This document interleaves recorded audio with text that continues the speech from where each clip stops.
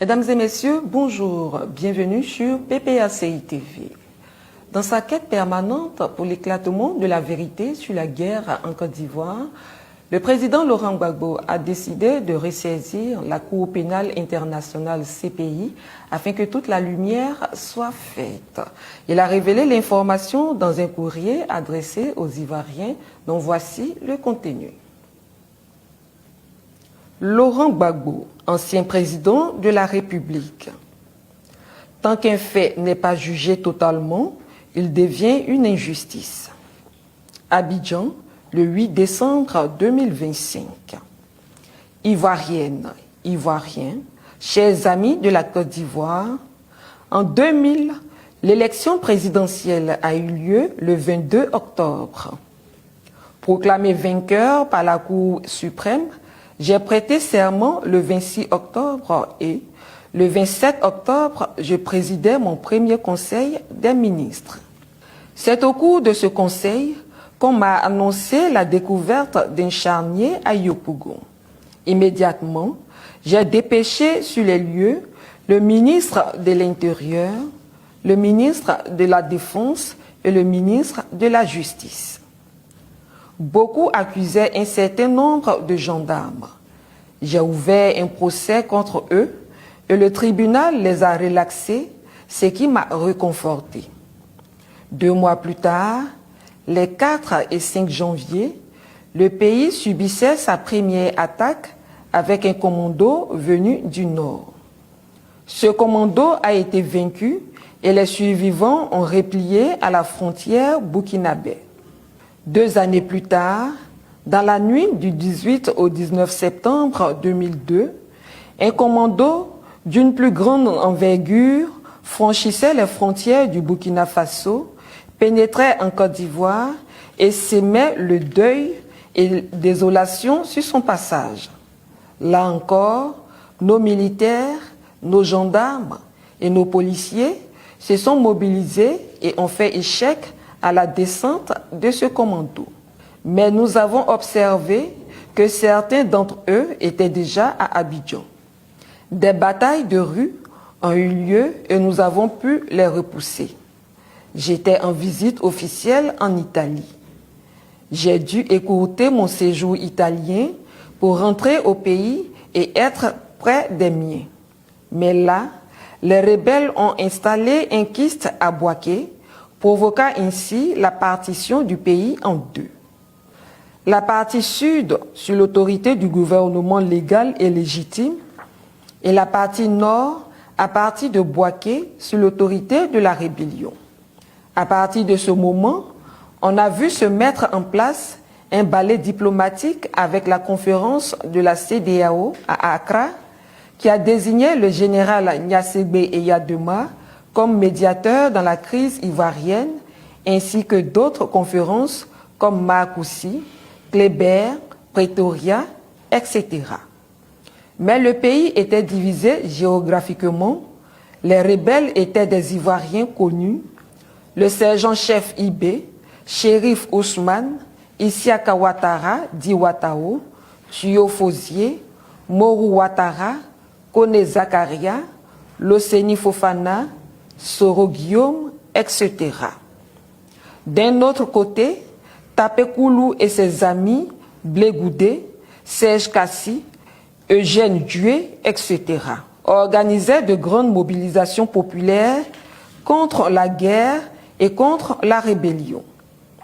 Voyant que tous les balais diplomatiques ne donnaient pas de résultats probants, j'ai pris sur moi, avec l'aide de Thabo Mbeki, président sud-africain, de décider de 2 choses essentielles. 1.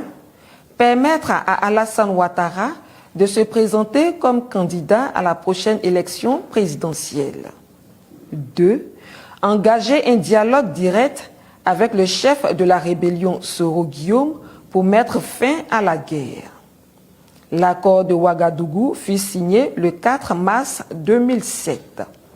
Après cet accord, nous avons organisé la flamme de la paix à Bouaké les 30 et 31 juillet 2007 pour brûler symboliquement les fusils et les armes qui avaient servi à faire la guerre. Après quoi, j'ai entrepris de faire des tournées dans le nord du pays où je n'avais pas mis les pieds depuis le début du conflit. Il ne restait plus qu'à procéder au désarmement puis aux élections. J'ai passé mon temps à réclamer le désarmement tandis que l'ONU, l'Occident et certains partis politiques ivoiriens parlaient uniquement de l'organisation des élections. En 2010, alors que le désarmement n'était pas encore fait, mais pressé de toutes parts, j'ai consenti à organiser l'élection présidentielle. Au premier tour de l'élection présidentielle, je suis en tête avec 38%, 32% pour Alassane Ouattara et 25% pour Henri Konan Bédié. Au deuxième tour, c'est la pagaille. Chacun des deux candidats, Alassane Ouattara et moi-même, se proclamait vainqueur. Mais moi, je suis proclamé vainqueur par le Conseil constitutionnel.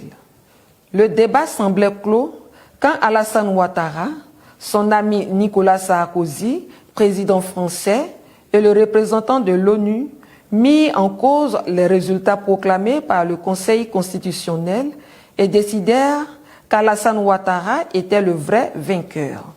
De là, partit une polémique vive qui se transforma en rixe puis en combat.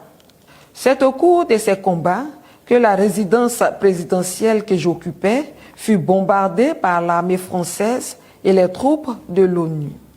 Le 11 avril 2011, je fus arrêté, conduit d'abord au Golf Hotel pour 2 jours, puis à Korogo pour 7 mois et enfin à la CPI en Hollande. Le reste est connu. Quelques années plus tard, exactement le 23 mars 2014, Charles Blé Goudé est emmené en prison et la CPI joint les 2 dossiers. Le 15 janvier 2019, Charles Blé Goudé et moi sommes acquittés. Le 5 février 2019, je suis conduit à Bruxelles chez mon épouse Nadi. À Bruxelles, j'étais à la maison certes, mais il m'était interdit de sortir de la commune de Bruxelles. Et tous les jeudis matins, des policiers venaient vérifier si j'étais là. Et tous les jeudis aussi, la CPI m'appelait pour vérifier ma présence. Ce petit jeu dura jusqu'au 31 mars 2021, date à laquelle je fus définitivement acquitté. Ivoirienne, Ivoirien, chers amis de la Côte d'Ivoire, j'ai rappelé tous ces faits pour dire que tant qu'un fait n'est pas jugé totalement, il devient une injustice. Un conflit a éclaté en Côte d'Ivoire à cause d'une rébellion qui a occupé le pays et rendu la tenue de l'élection présidentielle compliquée. Il s'en est suivi une dispute sur les résultats de cette élection-là. J'ai été arrêté alors que je ne suis pas le mentor de la rébellion. J'étais le président légal et légitime, mais c'est moi qui ai été arrêté. Mais qui de tous les autres acteurs de la crise? Des questions restent en suspens. Pourquoi aucun des autres acteurs n'a-t-il été arrêté ni jugé par la CPI?